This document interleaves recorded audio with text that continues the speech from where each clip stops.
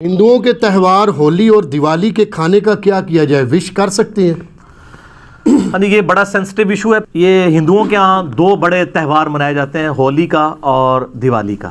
اسی طریقے سے کرسچنز کے ہاں بھی یعنی کرسمس کا تہوار منایا جاتا ہے، اور بھی غیر مسلم کے ہاں تہوار منائے جاتے ہیں۔ اور خصوصاً جو لوگ دوسرے ملکوں کے اندر مقیم ہیں، ہمارے یورپ میں، امریکہ کے اندر، ان لوگوں کو زیادہ تر یہ ایشو ہوتا ہے کہ اب ظاہر ہے کہ وہ ایک ہی آفس میں کچھ ہندو کام کر رہے ہیں، کچھ کرسچنز کر رہے ہیں، کچھ مسلمز ہیں، وہ عید بھی وش کرتے ہیں، تو مسلمان اس وقت تو خیر مبارک بڑے شوق سے لے لیتے ہیں، اور جب کرسمس کی یا ہولی یا دیوالی کی باری آتی ہے اس وقت پھر ہمیں ہی میز کر رہے ہوتے ہیں کہ جناب کیا کیا جائے۔ تو یہ اب اصولی بات اس حوالے سے سمجھ لیں۔ پہلی تو بات یہ ہے کہ as far as human dignity is concern, تو اس دنیا میں جتنے بھی لوگ آباد ہیں، ہیومن ڈگنیٹی میں آپ نے ان کی عزت کرنی ہے، چاہے وہ جیوز ہوں، کرسچنز ہوں، مسلمز ہوں، ہندو ہوں، بدھ مت کے رہنے والے لوگ ہوں، ان سب کے سب لوگوں کے ساتھ کھانا پینا بھی جائز ہے اگر کھانے والی چیز حلال ہو، ٹھیک ہے؟ ایک پلیٹ میں بھی آپ کھا سکتے ہیں، کوئی اسلام کے اندر اس کی ممانعت نہیں ہے۔ اب رہا یہ ان کی مذہبی ایکٹیویٹیز کا تعلق، تو چونکہ یہ زیادہ تر مذہبی ایکٹیویٹیز شرک کے اوپر مبنی ہے، شرک کے ساتھ اسلام کو آپ کو پتہ ہے ایک خاص مزاج ہے۔ شرک is the most sensitive issue in the sight of Allah. قرآن حکیم میں کم از کم 2 دفعہ یہ آیت ریپیٹ ہوئی ہے، سورہ النساء کے اندر 116 اور 48 نمبر، ان اللہ لا یغفر ان یشرک بہ ویغفر ما دون ذلک لمن یشاء۔ بے شک اللہ اس گناہ کو تو معاف نہیں کرے گا کہ کوئی اللہ کے ساتھ کسی قسم کا شرک کرے، اس کے علاوہ ہر گناہ معاف کر دے گا۔ دنیا میں جتنے بھی گناہ ہیں وہ شرک کی ہی درخت کے آپ سمجھ لیں شاخیں ہیں کسی نہ کسی فارم میں، اور جتنی دنیا میں نیکیاں ہیں وہ توحید کے شجرہ مبارکہ کی شاخیں ہیں۔ یہ جو مذہبی ایکٹیویٹیز ہیں دوسرے مذاہب کی، چاہے وہ جیوز کی ہوں، کرسچنز کی ہوں یا ہندوؤں کی ہوں، یہ زیادہ تر شرکی ایکٹیویٹیز ہیں۔ اب وہ شرکی ایکٹیویٹیز کے اندر مسلمان تو حصہ لے ہی نہیں سکتا۔ پھر کھانے پینے کا جو تعلق ہے، اگرچہ ان شرکی ایکٹیویٹیز کا کھانا پینا حلال بھی ہو، یعنی کوئی سبزی پکا کے لے آتا ہے، لیکن چونکہ وہ جس نام پر ہو رہی ہے نا وہ شرک والا معاملہ ہے، تو اس لیے اسلام اس کو انڈورس نہیں کرے گا۔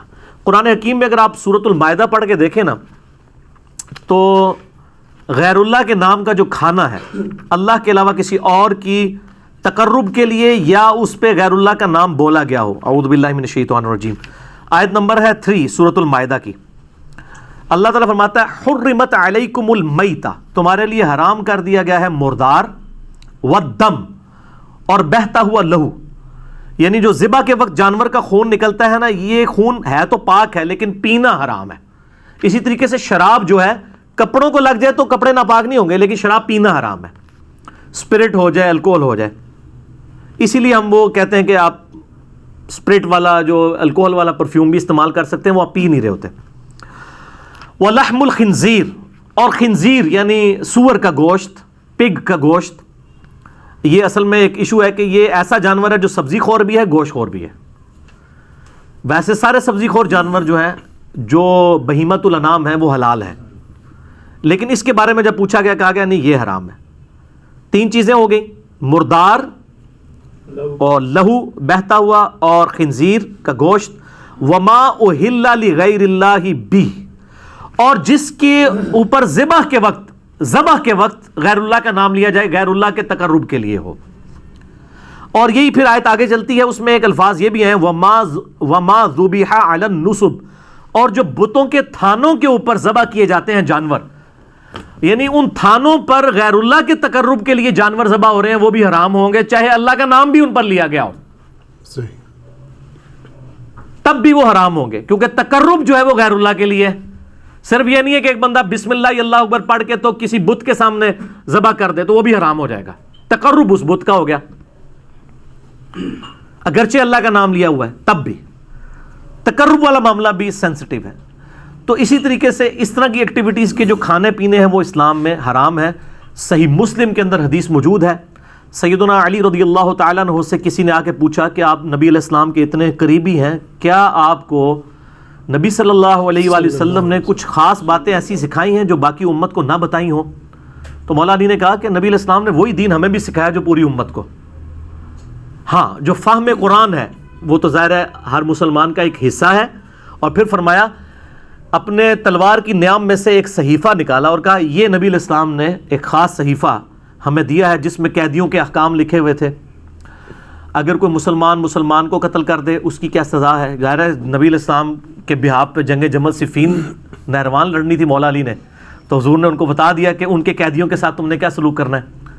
اور اس میں یہ عبارت بھی لکھی ہوئی تھی جو مدینے میں بدعت کو جاری کرے اس پہ اللہ کی لعنت, اللہ کے فرشتوں کی لعنت اور تمام لعنت کرنے والوں کی لعنت.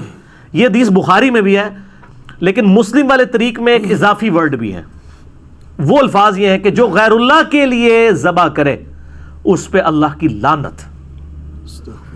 تو یہ جو ایکٹیویٹیز ہو رہی ہوتی ہیں, اب کرسمس کے اوپر ان کا عقیدہ ہے خدا نے بیٹا جنا, ہمارے نزدیک یہ شرک ہے. اب اس کے اوپر جو کھانا آئے گا وہ حلال بھی آ رہا ہوگا تو تقرب کسی اور کا ہوگا, اس لیے اس سے بچنا ہوگا. اور آپ لوگوں کو ایجوکیٹ کریں, ان سے نفرت نہ کریں, ان کو بتائیں کہ بھئی ہم گاڈ اورینٹڈ ہیں, آپ کی کتابوں میں بھی شرک حرام ہے, ہم ان ایکٹیویٹیز کو اس لیے سپورٹ نہیں کرتے کہ اس میں شرک ہے. اگر آپ شرک چھوڑ دیں اور شرک کے بغیر آپ کرسمس کے بارے میں کوئی صحیح عقیدہ رکھ لیں, حضرت عیسیٰ علیہ السلام کی پیدائش کے دن کو ایک انسان کی پیدائش کا دن سمجھیں, تو اس پہ آپ ہمیں کوئی لنگر بھی لا کے دے دیں اللہ کے نام کا, ہم کھا لیں گے, کوئی مسئلہ نہیں ہے, ہمیں کوئی چڑ نہیں ہے. ہندوؤں میں بھی اگر آپ دیکھیں جو آریہ سماج کے لوگ ہیں, یعنی وہ تو بالکل یعنی اورینٹڈ ون گاڈ کے گرد ہیں. وہ تو یعنی ان کی کتابوں میں بھی خدا کا اسٹیچو بنانا, بت بنانا, تصویر بنانا حرام ہے.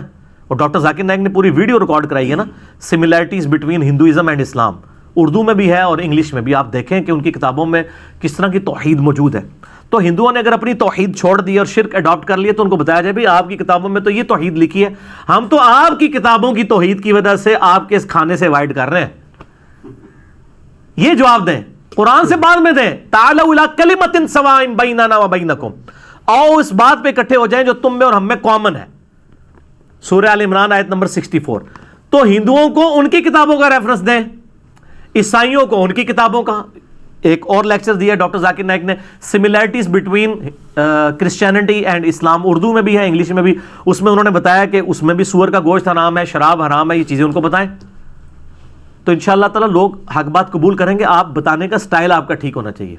اور یہ جو میں نے دعویٰ کیا نا کہ اگر اللہ کے نام کی بھی آپ ذبح کریں گے, یہ لفظ ذبح ہوتا ہے زبر کے ساتھ, ویسے ہم ذبح بھی اردو میں چل جاتا ہے, کیونکہ مولوی غلطیاں نکالتے ہیں اس لیے میں زبر زیر کا بھی بتاتا ہوں. آپ اللہ کے نام کا بھی اگر ذبح کریں گے کسی تھان کے اوپر جا کے تب بھی حرام ہوگا.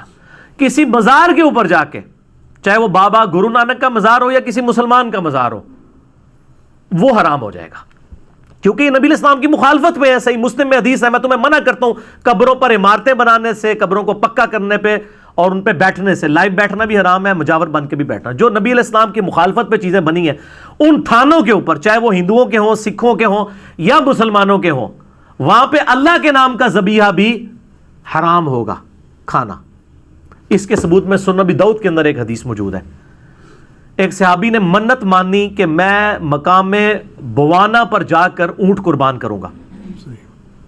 نبی علیہ السلام نے اس صحابی کو بلا کے پوچھا, یہ کسی خاص مقام پہ تم اونٹ جو ذبح کرنے جا رہے ہو, کیا زمانہ جاہلیت میں وہاں کوئی مشرکانہ میلہ تو نہیں لگتا تھا؟ ہائے ہائے ہائے ہائے, امام الموحدین صلی اللہ علیہ وآلہ وسلم. یار اگر پرانے زمانے میں لگتا تھا تو اب کیا مسئلہ ہے, اب تو نہیں لگتا نا. کدھر نے کہا جی شاہ جی دی یاد تازہ بھی ہوندی ہے نہ, یہ نہ کوئی کہہ دے جی پرانی یاداں دوبارہ جی تازہ ہو گئی ہیں. ان کا یا رسول اللہ کبھی مشرکانہ وہاں پہ میلہ یعنی نہیں لگا کرتا تھا. آپ نے کہا وہاں کوئی اس قسم کی یعنی ایکٹیویٹیز تو نہیں ہوتی تھی, کوئی خوشی کی ایکٹیویٹیز جو شرکیہ ہوں؟ تو کہا نہیں یا رسول اللہ صلی اللہ علیہ وسلم.